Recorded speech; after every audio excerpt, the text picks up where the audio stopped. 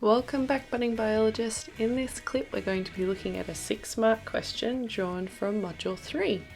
So let's start off by looking at the question.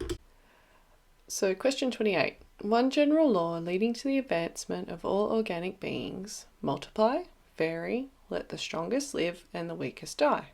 Charles Darwin, The Origin of Species. So the question asks us to discuss and evaluate the accuracy of this statement with reference to relevant evidence in your understanding of evolution by natural selection.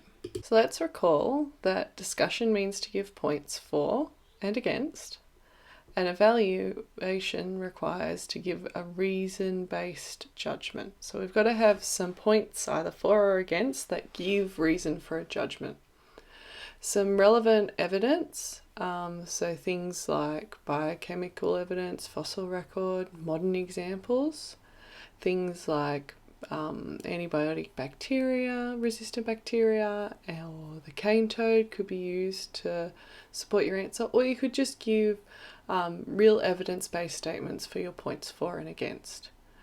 You also have to relate it to evolution by natural selection. All these steps include there needs to be variation in the population genetically, that there's going to be a change in selection pressure resulting in either selection against, death, or selection for, which is success, and you're able to then have offspring. And that ultimately causes a change in the population genetic makeup.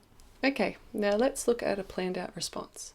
So I start off by addressing my thesis statement that it's a basic explanation of natural selection as a means of evolution. Then I go on to have my first argument that the vary supports natural selection as there needs to be variation genetically within the population. I use the example of biochemical testing to be able to show comparisons between different species that previously had a common ancestor.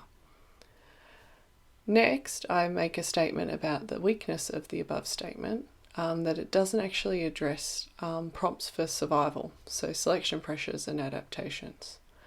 So to be able to enable survival, we understand that there needs to be a selection pressure. The above statement does not address this.